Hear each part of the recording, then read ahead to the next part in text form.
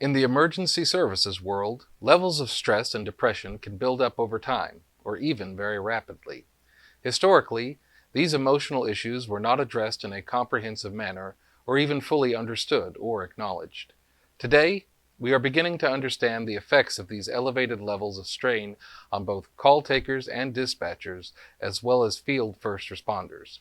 Mindbase is one such company who is working to help first responders' mental health. We have invited on Corey Roberts, Chief Executive Officer of Mindbase, and retired Dallas Assistant Chief Reuben Ramirez on to discuss. This is Lifeline.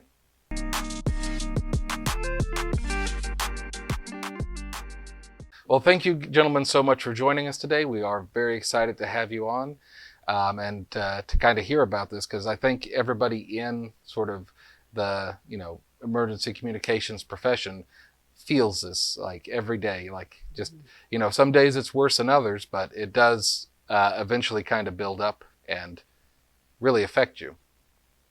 Yeah.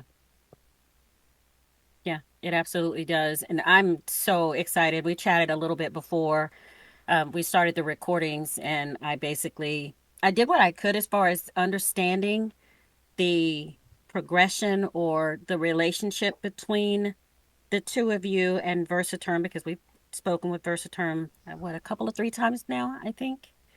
Yeah, Yeah, twice I think, about their, 3 times. okay, Yeah. about their RMS. And then when we were thinking about asking them back, they said, we have a different idea. And they brought to our attention Mindbase. And I thought, that doesn't sound like a video game. What is it?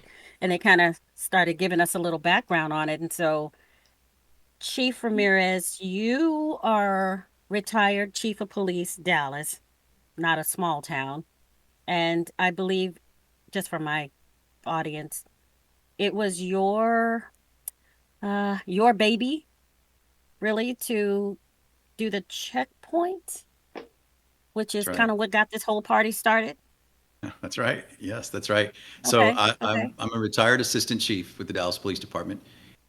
Retired as the bureau chief over patrol operations, which included just over 2,000 patrol officers. I was tasked like many I guess many assistant chiefs or many directors in the first responder space to do an assessment and take a look at how we were doing in the emotional health space. What was the state of wellness in our police department? And this was after we had seen just a series of police officers involved in investigations, our own internal investigations for misconducts, alcohol-related incidents, other types of things that that really indicated that we had a problem within our PD. And I think that this is probably very similar to most agencies around the world. And so it was during that assessment that really through a series of different conversations with different work groups and some very candid conversations, some very vulnerable conversations about the difficulties and the things that our men and women were carrying. I came up with this idea based on a call I had answered very early on in my career that involved a little 3-year-old girl who had drowned, and her father had found her floating in a swimming pool and had handed her to me when I arrived at the call. It was what happened after that interaction really became the template of the checkpoint strategy, and the checkpoint strategy involved checking on our men and women when they go to impactful calls, basically discontinuing the strategy of indexing on only supporting our men and women when they were in a crisis. That was too late. And in fact, if we were really even looking at offering support when our men and women were showing signs of struggling, that even that was too late. There's value and there's Mhm. need for it, but we needed to get early. We needed to figure out what the genesis of some of the ailments and the poor coping techniques that we were leaning on were. And Sure. what we found through a series of really in-depth conversations was that it was the exposure to other people's grief, other people's sadness, other people's tragedy. When you're repeatedly exposed to that, it has an adverse effect to you on you. Yeah. And we learned that through these conversations. And so we made the decision that we weren't going to want to wait any longer. We weren't going to we were going to get proactive, and we were going to start supporting our men and women right after they went to those types of calls. And the strategy was developed. And but during my quest to kind of complete this strategy is when I was in the wellness market and I was looking for a platform or an app or some sort of supplemental tool, and that's when I came across the Mindbase platform, and just really just fell in love with it. It was something that had not been done before. I had, in all of my building of the checkpoint strategy and my research out there in the wellness market, I had never seen a platform that actually interfaced with CAD, with dispatch, to capture all of the impactful calls that our men and women were going to, and then put them up on display for us to know and to prompt us to check on them. So it was the perfect supplement to the checkpoint strategy, and that's how I came across uh, Corey, who's the CEO, and Mindbase team, and then eventually that our partnership began. That is amazing because as you're describing that, my brain is going, how? Because on the website, it talks about CAD calls and RMS data and your Mindbase being able to pull those together. And you painted the perfect picture of how that comes to be. So, Mr. Roberts, okay, your origin story, and then somehow we're going to meet in the middle, and then we'll get started. So, go. Yeah, so my background is in the CAD RMS space. So similar to Versaterm, I was working with a CAD vendor at the time, and and working with a lot of different professionals in the public safety space, dispatchers, police officers, firefighters. One of them being Mike Hopkins, my at the time my business partner, and still here with us at Versaterm Mindbase. But he was a police officer. I was managing a department, and he was training our software. So he was training our software, and we got. I'm a big proponent of mental health and really the positive psychology, the idea that you can do things in your life to prepare yourself for difficult situations. And reading a lot of books, and I would always share those with my department. And Mike came to me one time and just said, "Hey, these ideas that we're talking about in our department, they would help law enforcement and dispatch and public safety, and we had a lot of friends in that space, right? We were supporting their CAD RMS system. So we started kind of putting together a little bit of a presentation and a strategy and talking to people, and me being on the technology side said, hey, we would get this out to people better if it was a technology solution versus just consulting, and we're only two guys. How can we talk to so many people? So we started kind of going down that road. We ran into a guy by the name of Bruce, and he had an uncle who was in corrections and had, similar to those stories of grief and trauma, just all of the difficulties of the job and things that he had done. He had ultimately led to a suicide attempt that had left him disabled, his uncle disabled. And he was saying, there's a story that about my uncle that probably was building over time, right? It was over a long time, Yes. story of difficulty. And it wasn't just something that, hey, one day he decided to take his own life. There's a story about that. And he kind of had identified that maybe there was a data system. He was a tech guy, and maybe there was a data system, but he didn't know about CAD systems, RMS systems. He just happened to know names out there. And so he came to found us at a trade show and said, "Hey, tell me about your data system." We start telling him, and then he starts telling us his idea. And from there, kind of Mindbase was born, from that idea that, hey, there's a story about a dispatcher, about a call taker, and it's that grief, that trauma, that sadness, or a police officer, as Chief Ramirez's story about the little girl. There's a story that builds up. And sometimes we use the story and analogy of a riptide. Sometimes you're in trouble, and sometimes you're just drifting, right? It's just call by call by call, and you may not know until someone comes and says, "Hey, did you know you're drifting further and further into deep water?" But as public Wow. safety professionals, we knew that you and public safety professionals everywhere were asked to swim in deep water, and sometimes you know that it's deep, and sometimes it takes someone else to recognize that, maybe a lifeguard, something like that. And so that's kind of where the concept came Wow. from, is how could we empower those lifeguards? Maybe it's your friends, your coworkers, those who understand the difficulty of the job, to look out for each other and operationalize that most important asset, which is your people, yourselves, right? You know the weight of the job, you know the difficulty of the job, and you know how, when someone's struggling, how to best help them, and how to talk with them about those difficulties. So we built that platform, and then I don't feel like anything's a coincidence, but we were led to Chief Ramirez and his checkpoints program. And when he talked about that with us, we were like, man, this is like a hand in a glove fitting together as to Yeah, what we're doing here. And knowing that technology helps people help more people, helps people help put people more effectively, just like the CAD system that dispatchers use. sure. You know, if you have to imagine yourself using paper and pencil, that's no fun when CAD systems may not be available, but CAD systems help you more effectively. So we looked at the same thing, like how could we develop that kind of a system, but instead of helping the citizens that you all serve, it's how can we help the individuals that are help the helper, if you will. Absolutely. And I love the way you put that because because I've been in this business 25 years and it's better now than it ever has been as far as the conversation, like Chief said, about mental health and wellness. Because 25 years ago, for me, it was almost non existent. Now there are apps and there are attempts, but I don't think that I have ever heard of something like a checkpoint and then an app along with it that takes the calls that I have maybe processed over a shift, sends it somewhere, and says, y'all might want to check on her because this, and this happened over the course of the shift. And me, like most in my profession, we just trugging right along day after day, shift after shift, thinking that we're fine. You know, we go home and we cry it out a little bit, or we drink, Yeah. or we kick the dog or kick the cat and do the things, mistreat our families because we don't know how much trouble we're in, and we go to bed, wake up, do it all over again.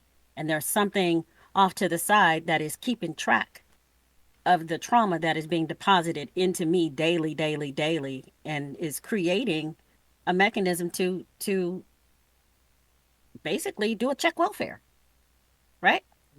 Yeah, you got it. Ish, You know, yeah, ish. that's exactly what we're doing. And the story you just tell, you know, that you try to power through it, go home, you know, deal with it. That's the story we hear talking to dispatch centers, agencies, public safety agencies all across the United States and even other countries that that's the story we hear, right? It's just kind of suck it up. That's the job. That's what we have to Yeah, do. And so we knew that it was time to change that mentality. And that's what Chief Ramirez was doing exactly that at Dallas, unbeknownst to us at the time. That's what his checkpoint program was doing there. So that's crazy. You guys were on parallel paths. You just didn't know it. So, okay, Chief. Now, I know you had your horrible call with the little girl. So how did you go from that day to, I don't know, getting it out into Dallas? Yeah, so during that call, the only thing I knew after that horrible call was that I really couldn't shake it. I just thought about it a lot. I couldn't. I kept hearing the the scream of the little child's mom at the hospital when they notified her that her daughter had not survived. I kept seeing the look in this man's eyes when he handed me this little girl and asked me to save her life. And there's just so many moments surrounding it that I could not remove from my mind, and it just I just couldn't sleep really. I wasn't eating. I had lost my appetite. It had gone on for a day, then a second day, and I couldn't understand why this call had affected me so much. I had been a police officer in a major in a major city for several years at this point, and I had seen tragedy before. I've seen death, and I've seen ugly things, but this one I couldn't shake, and I didn't know why. And it wasn't until the second day removed from it, I was at work, on patrol. I was out there. I'd pulled over in a parking lot to write a report when a really just the most unsuspecting of police officers just sent me a message and just said, "What's your location?" And I told him, and he showed up window to window in my squad car and very directly just said, "Reuben, how are you?" And I just said, "I'm fine." And he got right into it. He says, "Look, Reuben," he says, "that call you went to the other day, those calls can be tough." And he says, "Why don't you go talk to somebody?" And I really didn't know what he meant and where he was going with this, but he shares this little story with me, and he tells me that he says, "Reuben, 20 years ago, I was a young patrol officer, and I answered a call where a little boy was in the bed of a pickup truck that had crashed." And he says, "This little boy was pinned under this truck." He says, and I talked to that little boy. He says, we eventually picked that truck up, took that little boy to the hospital, and he says, Reuben, that little boy died. And he says, and I've spent the last 20 years of my career angry. He said, I've been mad at everyone. I've been mad at this police department. I've been mad at the police chief. I've been mad at the mayor. He says, I've been mad at everyone. And he says, I just don't want to see the same thing happen to you. He says, why don't you go talk to somebody? And and Wow. and and and that interaction led to me just looking at him saying okay, and I drove straight to a church that was down the way that I knew of, and I went to that church and I talked to somebody, and it's weirdest little interaction that just allowed me to. I talked to a priest that day, that evening, and he was there, and he reframed that horrible night by saying this to me. And if you don't, I'm going to share this piece because I think your listeners will be able to relate. But he says to me, he says, Reuben, did you know this little girl? And I said, no. He says, did you know the family? I said, no, I never met him before in my life. And he says what you're describing, he says, is grief. He says, you're not sleeping, you're not eating. He says, you're grieving for a family that you don't even know. And he says, Reuben, what you're doing is you're asking God to give you some of that family's pain so that they don't have to carry it all themselves. And he says that is going above and beyond the call of duty. He says that is protecting and serving at the highest level. And Wow. and it's the most interesting, professional reframing that I had Mhm. ever heard in my life up to that point. I was probably 26 years old at the time, but it helped me. It helped me to take this awful, horrible call and somehow reframe it in a way that I was doing something noble by struggling or suffering in my sadness, that and not even being able to imagine what the family may have been feeling. And and I wouldn't realize this until 20 years later. But when I was an assistant chief now, and I was tasked with doing this assessment to kind of bring some strategy, I would replicate that model in the checkpoint strategy. And that's exactly what I do now. And that's exactly what all the agencies that are doing checkpoints do. We check on people when they go to impactful calls, and we just let them know that these calls are tough. Sometimes they can have an incredibly adverse effect. I'm here if you need anything. Why don't you go talk to somebody? We've got resources. I'd be happy to send you some of the information on those resources. But that's it. It's not counseling. It's not therapy. We are not asking them really how, we're not even asking them how they're doing. It's really not even peer support. It is the power of a person caring for someone else during an emotional time space. And we are normalizing the conversation about emotional health.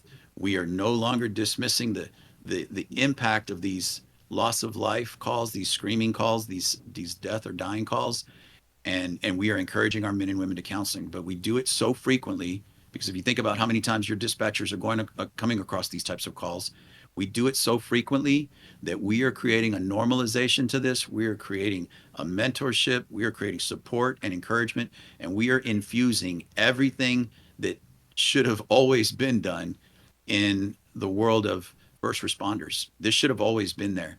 But somehow in our busy schedules, somehow in our call loads and our short staff, we'd lost sight of it. Well, we're bringing that sight back with this program. And again, when you Wow. ground till this frequency, this frequent, with the real informal leaders, this is not coming from clinicians.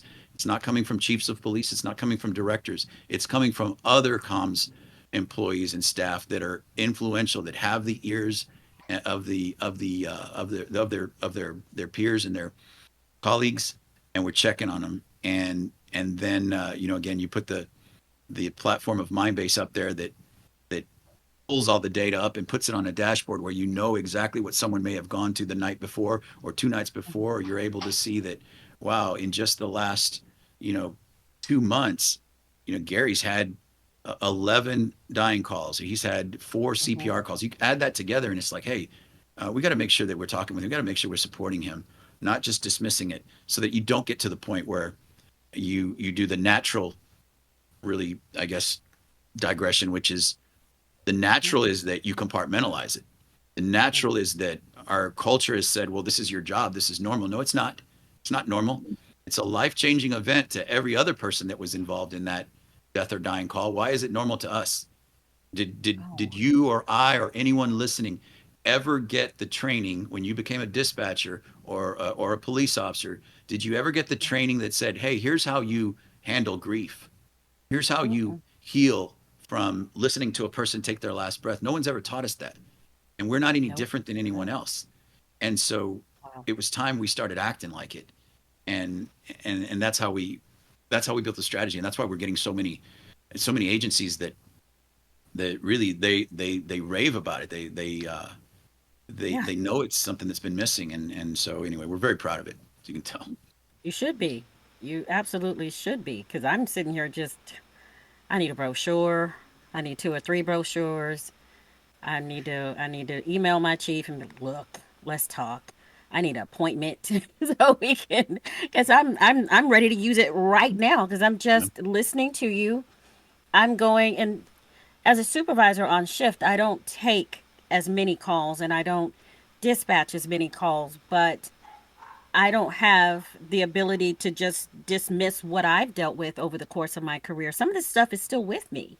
And I have people that are dealing with this stuff every single day. And Gary and I have had many a conversation on how to support them, how to help them process what they've just dealt with. And what do we typically do?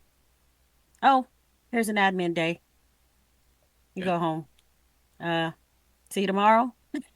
I, you don't know what Yeah. else to do until you find Go out that home something and think like about this. that terrible event. yeah, yeah. That's what we're telling them. Yeah. Oh, it's awful. Yeah. God, I And feel awful.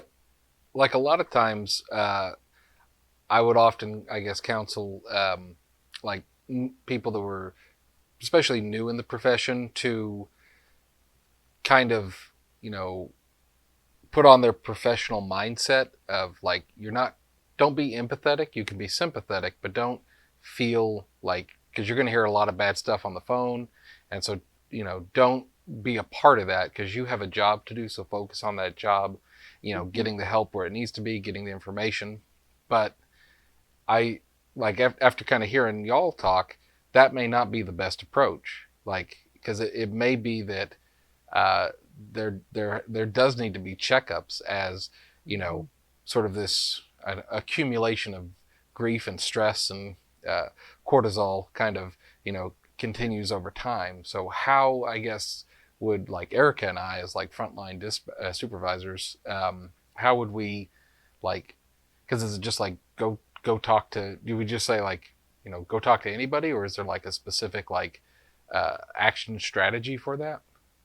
Well, so I think there are a couple of things to that. One, you're right. First of all, we have, for whatever reason, throughout the evolution of the first responder profession, we have been conditioned to believe that the strategy to success is to block it out.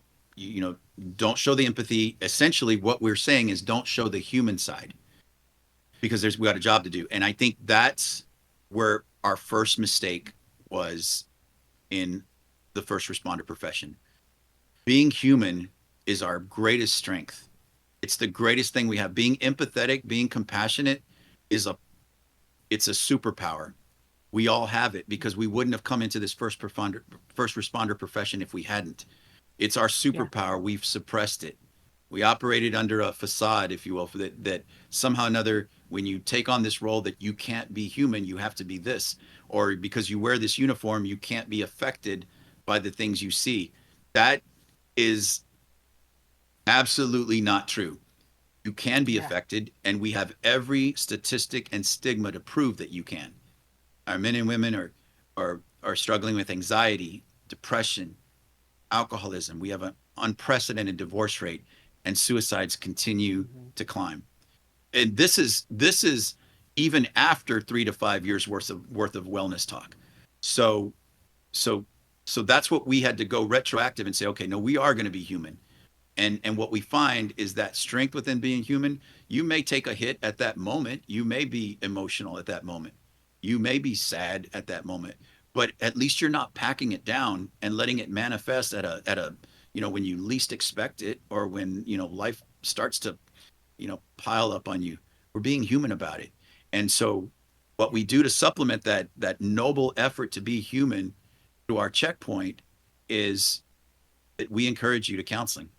Counseling and therapy. This is our solution. And this is why people, their jaws drop when they hear about our checkpoint mind-based strategy, is because with our checkpoints and the analytics and the dashboard that we're showing you, we're not solving your problems. We're basically bringing it to the forefront that you need to go talk to a counselor or a therapist. Counseling and therapy is $1 billion industry. And the reason it's $1 billion industry is because it works. Problem is, first responders just don't go. We have figured out the strategy through this constant ground tilling, through this repetitious checkpoints, through this normalization, through this great dashboard that puts it all in display for you. We are going to use the analytics, the proof, and the human, empathetic, compassionate checkpoint to encourage our men and women to get counseling as a solution in order to continue to thrive in this profession, in order to continue to show up for the community, continue to show up for your family, continue to show up in the way that you and really resemble what you look like when you got here. We are making this a sustainable profession for our men and women. We hear about burnout in communications more than anything else. We hear about staffing and burnout. This program is perfect for for comms, for any entity really, but especially comms who is struggling with burnout and staffing, and then you'll, oh yeah, on top of that, they're consuming secondary trauma out of a fire hydrant. This is exactly what we should have had in place there. Okay. All right. So we need a coupon for Austin. Yeah, we do. Yeah.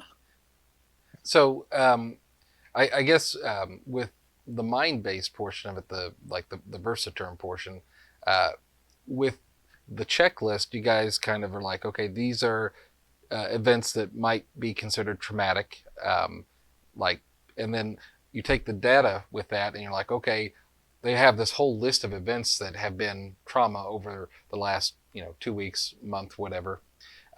It's time for them to kind of get a checkup on that. So is that kind of how it works? Like, I don't know if you're like, you get 1 point for like a I don't know, a crash, you get 10 points for a homicide, and then once you get 100 points in a month, it's time to check up. Or like, can you share that Yeah, formula with I us, guess or yeah, formula or recipe once. am I way off base with how that No, works? no, it definitely. So we take a lot of different data feeds, and honestly, we work with the comm center or the agency to go through those data feeds. So we do look at incident types, right? And that grief, the trauma, the sadness, trying to assess the call. And we also can even look at, I mean, to Ruben's point about burnout, we can look at timesheets. We're working with comm centers where it's, hey, how much overtime is the individual working? Those different things. So when we start to look at those, then we can suggest check-ins. And when we suggest check-ins, we're not saying, hey, here's a list of people that are mentally struggling or mentally ill. It's just, hey, here's a list of people that have had what a normal human should not be consuming, and like Ruben said, shame on us for ever assuming that that was okay, that a human should consume that much trauma and that we can just compartmentalize it and put it off. But I think Ruben's story brings up the power of vulnerability. When you put two people together and they're willing to be vulnerable with each other, like Lee, the officer who checked in on Ruben was, and then the rest of Ruben's story there when he starts to talk to his agency and do focus groups and he's willing to be vulnerable and share his own story, he says that's when the gold came out, right? That's when everybody's like, oh, well, that's how I felt before. Just like the two of you, you I guess you're coming around to the same thing that we're talking about. Like, man, I have had those difficult calls. You start to think about that and you can relate to what it is, and that's exactly what was happening there. And then to people that like, oh, this is normal, right? It's normal to feel grief, sadness, trauma in behalf of other people. That's what a normal human does, and we should talk about that. So in the program, we're just doing a suggested check-in, and then we allow the person to, meaning the peer support team or the wellness coordinator, they can go in, see those check-ins, and they can do exactly what Lee did with Ruben, where they can go say, hey, those calls are tough. And our platform also allows them to do that through technology, meaning they can send a message to the app that says something to that effect of, hey, that last call you took or that those calls last week were difficult. Here's some resources if you find yourself not being able to sleep, not being able to eat. Here's some resources, and there's professional resources. We had a dispatcher when we were early on and had just put the system out to a comm center in California. And he came to us and he said, hey, I just want to thank you for creating this platform. He said, I was never going to tell my director that I needed off the chair. But he said, because I needed the money, I needed the job. I didn't want them to take me off, put me on light duty. He said, but Yeah. I knew I was struggling with some things at my house, with my family life, and with PTSD from some calls that he had taken. He said, so I looked at the Mindbase app and I was able to get some self-help resources. We have some assessments in there that he could go through. It's like 5 to 7 questions, very quick. It's not like a college exam we're asking him to go through. Just 5 to 7 questions, bring some awareness. He scored high on that, and then he was able to. It then references him within the system to the professional resources. He said, I reached out to professional resources that my agency had always had available, but I didn't know until they were brought into that one-stop shop in the app. And then he was able to get the help and said, thank you. I've been now talking to a therapist, just like Reuben said, it directs them to those professional resources if that's what's needed. But really, the process is just Mindbase is ground tilling. Reuben's words. I love that, right? Sometimes it's like pavement at an agency. We met with a police chief early on when we first started the company, and he said, guys, I like what you're trying to do, but if people can't hack this job, they should probably find a different profession. And we were taken back by that. But interestingly enough, that same individual who was a chief of police is now not a chief of police anymore. We just implemented at that agency not too long ago, but he himself fell into his own mental health problems, losing his wife, family, to divorce. So just some really difficult circumstances that as humans we're all going to deal with this trauma regardless of our professions, but public safety professionals just are asked to swim in that deep water, deeper than the rest of us, right? And it becomes difficult. So the platform's just set up to suggest those check-ins. You can record the data. It also shows the agency what their people are talking about, but in a very confidential way.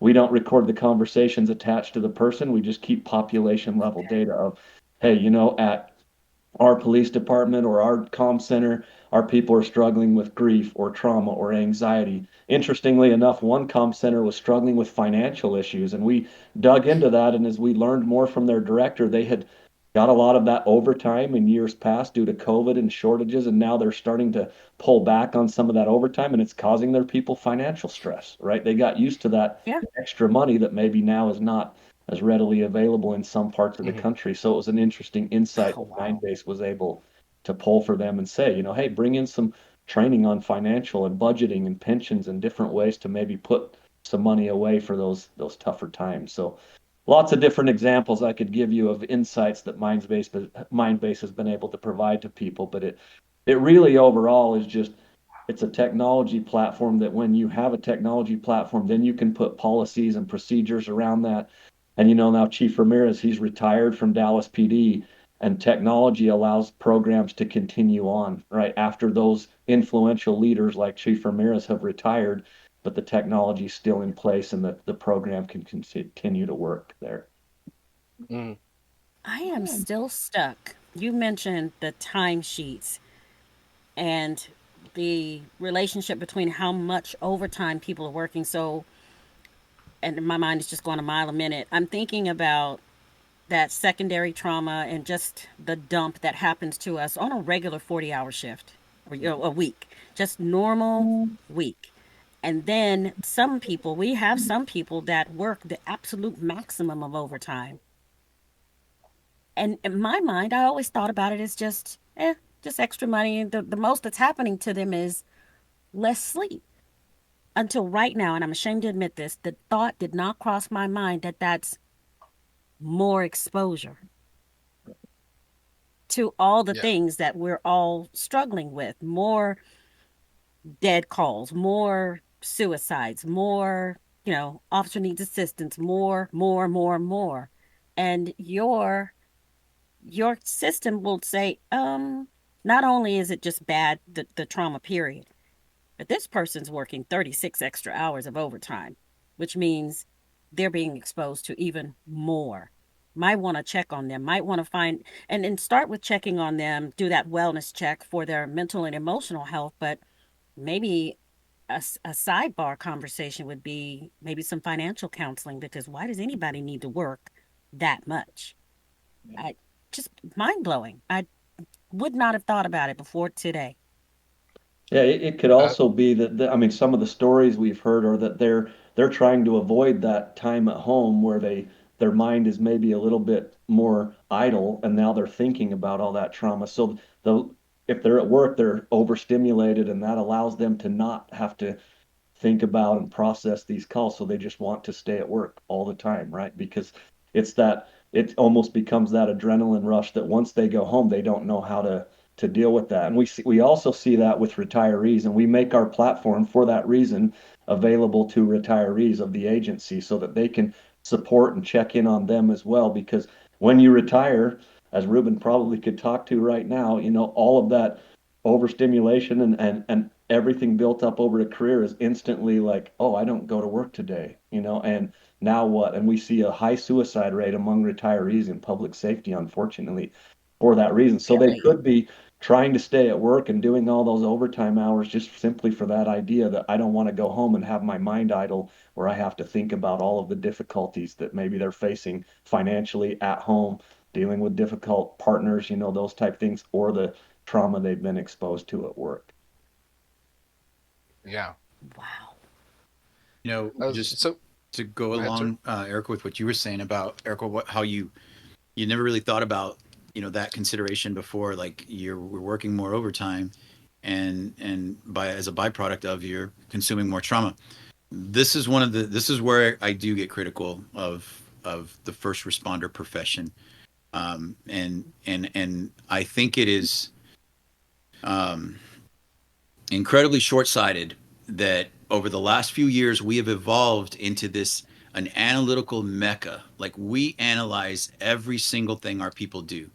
For dispatchers, we analyze how quickly they answer the call, their interactions with the community, their hours worked. We have analytics for every single thing they do. For police officers, it's their response times, their body cams, are they reducing crime, their arrests. We capture all of these data sets to analyze what it is they're doing. Are they doing their job effectively? Are they following the standards and the procedures that we have in place? But never once have we ever thought that maybe we should analyze their exposure to secondary trauma. How valuable would it be to know how many death and dying calls you've taken? How valuable would it be, how many officer assists? That is stunning to me, that we hadn't done that before. And again, this is why we believe this product is a revolutionary product. It stands to change everything that we do for the first responders throughout the world. And it's going to, and it's challenging even me as a supervisor right now. I'm trying to think of whether our agency ever is exposed to Mindbase or not. It's causing me to think as a supervisor, how can I support my charges? How can I look after them better? Can I check on them? Is it possible for me to take off the supervisor hat and just be another first responder and check on them? So if I mean, hats off, because if nothing else, it may get people thinking, even if for whatever reason their agencies aren't able to purchase or don't want to, or, still stuck in the muck of, just that backwards thinking, suck it up, buttercup, because you will still have that, and it probably will be around for a little while until you guys take over the world. But until then, you still have that. We say that all the time. You So I, can the beauty of checkpoints, as a ground tiller, is really that's the entry point. The beauty of it is that you can check on somebody right now. You can call somebody who took a bad call last night. You can call a family member. You can call a friend. You can just check on them. And the beauty of this strategy is that, when I say that we're infusing humanity back into the first responder profession, uh, is that we we feel the benefit of checking on our colleagues. We feel the benefit of supporting them, of being empathetic and compassionate. The cycle then starts to turn the opposite direction. We're not just consuming negative. We're not just getting the ugly, but we're actually infusing good in there. It's good to check on people. It feels good to them and it feels good to us. And again, when you do it sure. with enough frequency, this is where we eventually are building our program into this thing is a culture builder too. It's not just a strategy, a revolutionary strategy on the front to really correct a lot of the missteps or the wrongs and the absent you know views, I guess, of the past, but we're building a healthier culture for our organizations as well. Mhm. Absolutely. Yeah, because I think for me, like when I had said earlier, like I would tell my people to, you know, uh, act, be professional. Um, it wasn't in an attempt to uh, dismiss the emotional trauma of it, but it was my effort to give them some armor to Mm-hmm. sustain through all of the slings and arrows they were going to have during their shift in their careers.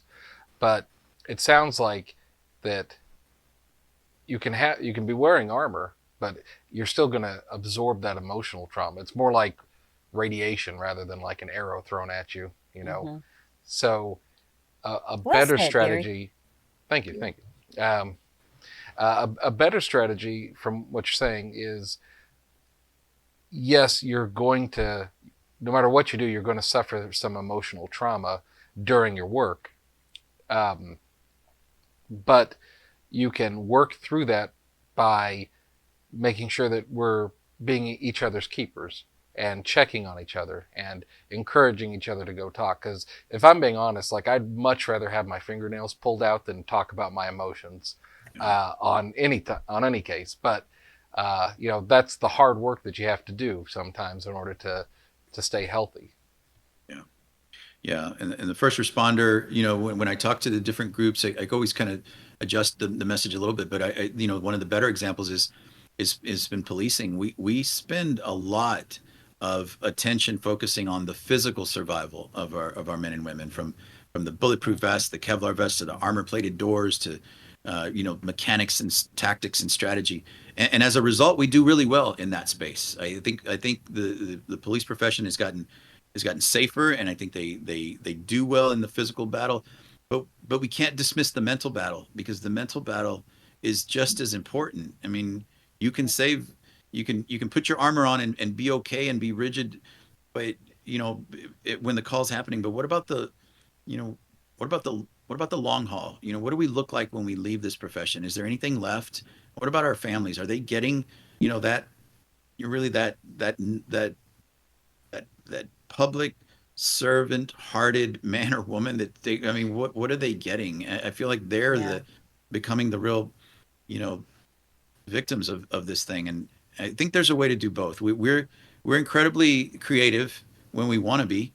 I think we just needed to want to be in this space. We needed to put a little bit more emphasis there. Mm-hmm. No, and I think it's great you guys are doing that. Um, do you guys have I don't know, like maybe like a number for like how long the average person can go before they start hitting on those checklists where it's like, okay, time to talk to somebody, like in this profession? Like, is it, you know 5 years or 3 months, or like, just so people kind of have an idea? I think it's impossible to know how one call might affect you over the next, and because of that, I think every call has potential to not affect you, and every call has potential to floor you. So I don't know. The short answer is no. I don't know if Corey does either. If there's a certain amount of accumulation where you absolutely need to check, but what our strategy is check on them every time. Check on them every time. And then when the platform says, well, wait a minute, you've been to a lot. Now we may need to do something a little bit more creative, but we cannot dismiss a single call. And like for a police department, the strategy is to check on the 911 call taker, check on the dispatcher, check on the responding police officer, check on the physical evidence technician that responded to capture evidence, and check on the detective. We don't miss anyone. We are ground tilling this department to make them receptive to the discussion about the importance of emotional health, the cumulative effect of secondary trauma, and getting our men and women to counseling. And we have strategies for that as well, or to find the counselors so that they're convenient. Because you know how first responders are. If we don't make it convenient or they're not going to We're go. not So doing it. Yeah, and I Right. would No. We add need to that. I staff mean, and we need oh, go ahead. No, I was just saying I need the app. I need the thing. I need to be able to hit a button and right here or else, I Yeah. work night shift or you hear that kind of thing all the time. I work deep nights and I just came off of a 12-hour shift and I don't want to have to go sit on a couch. And what about my childcare and what about because that's just life. And so with it being convenient like that, that's just amazing. By all means, Mr. Roberts, go ahead. Yeah, no, I was just going to say to add to what was being said there that a lot of times we would hear that, hey, the more experienced or the longer tenured dispatcher has built up that resiliency. But then I had a clinician we were talking to that works with a lot of dispatchers from a clinical standpoint, therapy standpoint, that said, sometimes you think like, oh, the brand new dispatcher is going to need the most help, or maybe they are not going to need help for 5 years because they have the cup, the empty cup, they can fill it all up. Mhm. Whereas the one who has been there the longest time, their cup's full, and maybe it's that next call that's going to push them over. So I think it's to Reuben's point, basically, is that you never know, right? It could be the Yeah. dispatcher who just started. It could be the dispatcher who's been there 20 years, and then it becomes that next call, that drowning child call or that difficult call, or it's something that, I have a cousin that works as a first responder and he had to respond to a SIDS death and it caused him a lot of problems with his own baby at home and having to even to the point of not wanting to go into his baby's room, just thinking about that call that he had been on, right?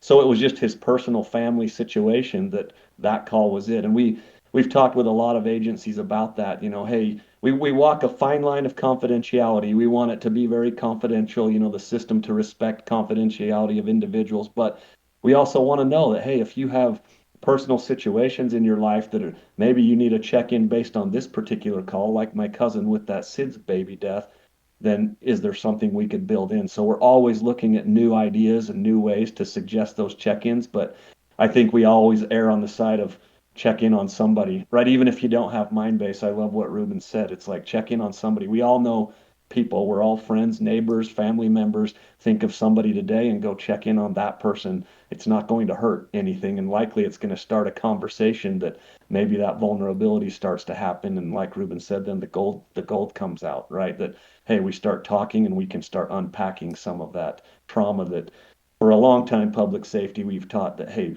pack it down and move on. Suck it up, buttercup. Yeah, Pretty much. exactly. Yeah. Pretty much.